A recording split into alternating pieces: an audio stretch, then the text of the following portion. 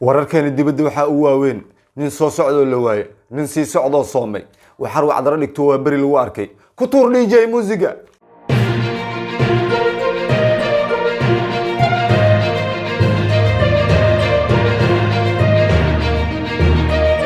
faahfaahinka warka haddaan sii guda galna tiktokerka weyn ee lagu magacaabo cabdalla buurana ayaa dacwad ku soo oogay waaxda qashin qaadista gobolka banaadir kadib shaqaale ka kooban 12 ruux ay moodeen haan qashin oo meel taalo isagoo ka hadlay arrinkaas wuxuu yiri wallahi billahi talaan axmed xamda u jiifo moogtaa warmeen waa ila kaceen anigana mid kale dhafara ahay waa soo kici waa inta la sii waday subaxdii waxaan ka soo kacay oo qashin iga koray oo jasiiro meesha jiifo meesha jasiiro leeyahay aan jiifo insha Allah haduu leeyahay maxkamadda wallahi ma ka yeelay warkaan faahfaahsan waxaan soo welinay bila alta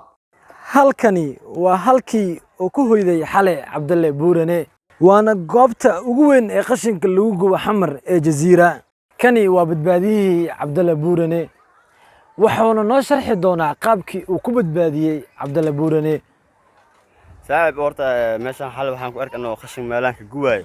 waxa arkay quur weyn ama maqli saaxiib horta marka quur weyn ama maqal marka waxaan arkay nin oo buurno meesha hurdaayo marka arkay ninka uu imaad marka waxaan dhahay inaanka ciyaa damci waa kici waay bas adi hal mar qabti khaniyan dhabsi si fiican khaniyan marka dhabsi markaas soo boodiyo oo soo kacay marka dawaay oo baahay ninka oo orod jabsadi sida ninka uu qaban adi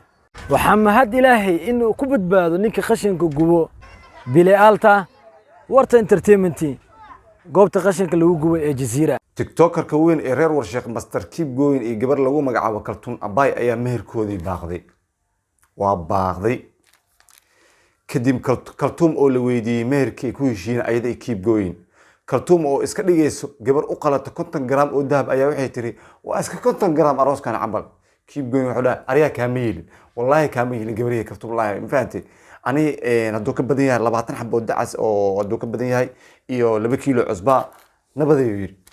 marka goobta oo meherkii ka dhacay marka waxa ku sugan bila alta waxa marka warkaan noo soo diray bila alta halkani waa halkii ka dhici lahayd xalfadda walaalkeena keep going waana garoon banooni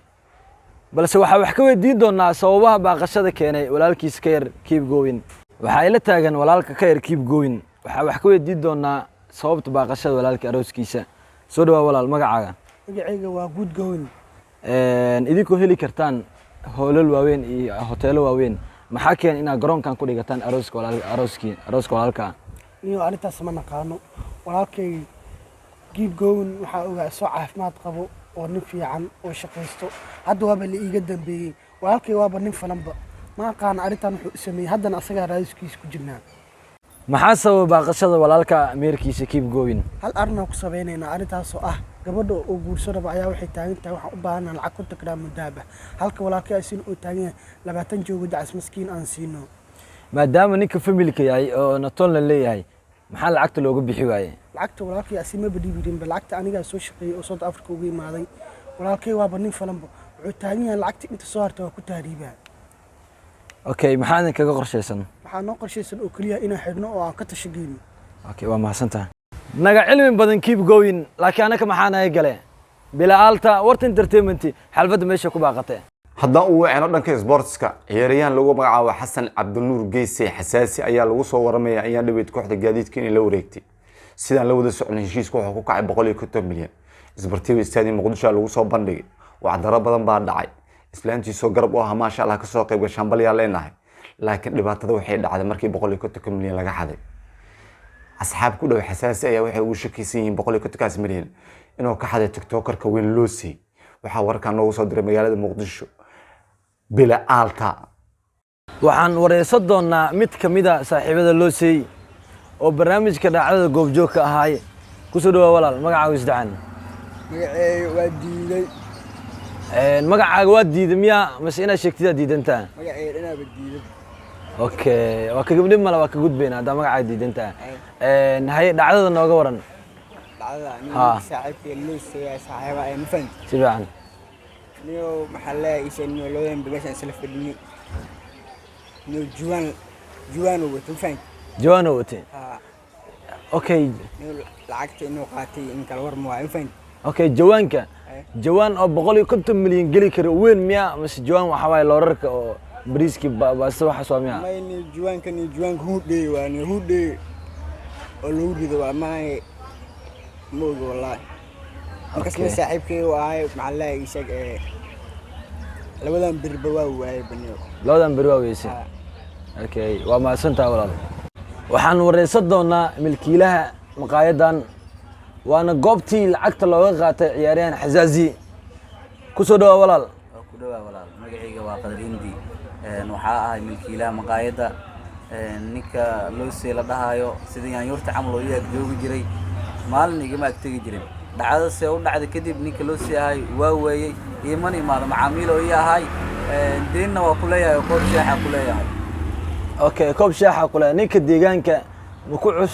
cusub yahay ama waa deegaanka dadkii lafihii hore asal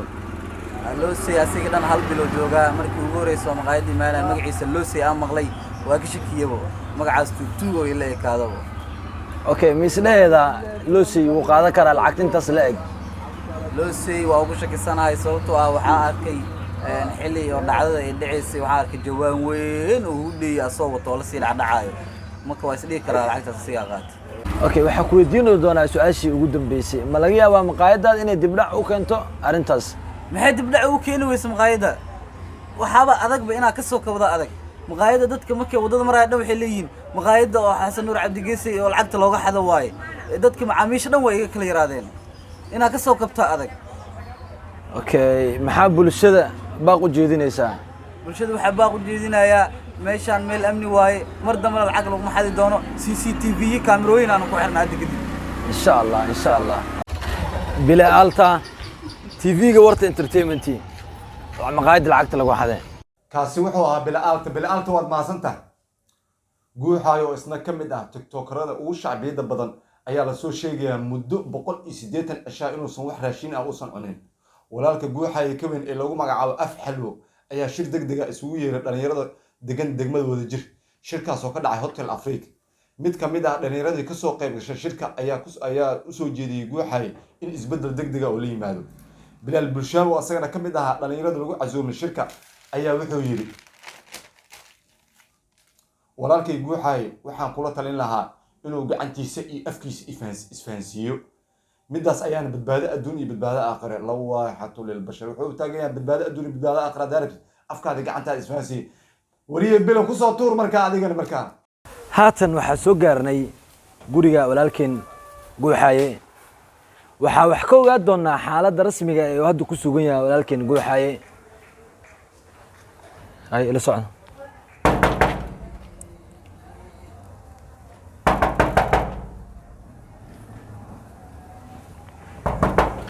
ويا إنك قال جوكت ها ولال السلام عليكم وعليكم السلام تي في أنا ولال يا تي في قورت انترتينمنت واي حضرت غيري ولال وراسي هربنا حكا ولا سلام بركة عارضة حالة قوحة وكسو قنيا حدا وريا ما تكون شيئا وريا ما تكون شيئا ها ورا ما تكون شيئا زي واحد مغرب ولا لا قولوا يا ابن أغوتك